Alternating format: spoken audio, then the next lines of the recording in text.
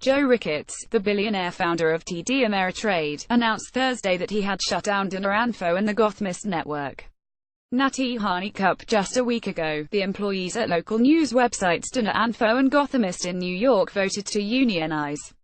Thursday evening, the publication's billionaire owner, Joe Ricketts, announced that he was shutting them down.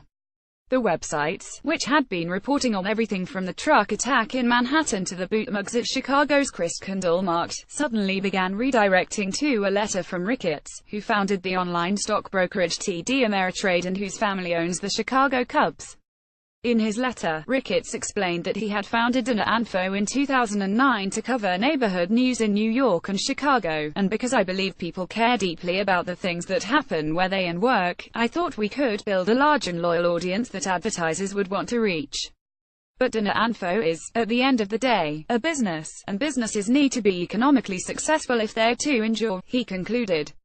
And while we made important progress toward building dnainfo into a successful business, in the end, that progress hasn't been sufficient to support the tremendous effort and expense needed to produce the type of journalism on which the company was founded. Ricketts bought the Gothamist network of sites in March. He said dnainfo and Gothamist were visited by 9 million people a month. The shutdown comes just a week after 25 of 27 workers in its New York properties voted to join the Writers Guild East, which meant that management would be required to bargain with the union. It is no secret that threats were made to these workers during the organizing drive, the union said in a statement. The Guild will be looking at all of our potential areas of recourse, and we will aggressively pursue our new members' rights. The Times reports that when workers tried to organize in the spring, Ricketts wrote to them, "As long as it's my money that's paying for everything, I intend to be the one making the decisions about the direction of the business." In September, Ricketts penned a blog post titled, "Why I'm Against Unions at Businesses I Create." In it, Ricketts wrote, "It's my observation that unions exert efforts that tend to destroy the free enterprise system." The fact that all pages in the Gothamist and dnainfo empires began redirecting to Ricketts' notes spurred concerns among the site's reporters that they wouldn't be able to access their work, complicating their no-requisite job searches.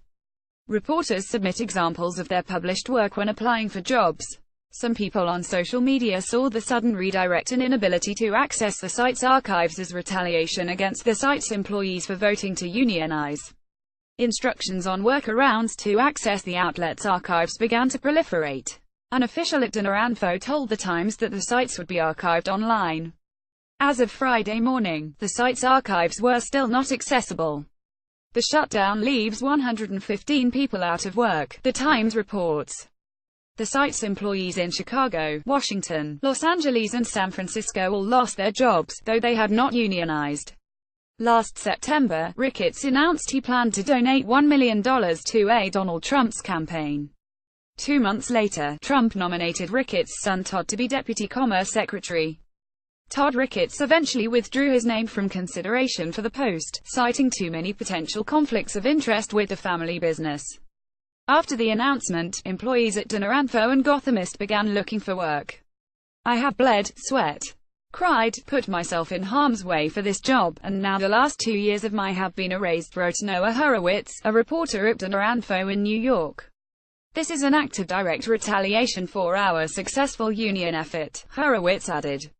"I have no regrets. We did the right thing, stood tall. I am proud.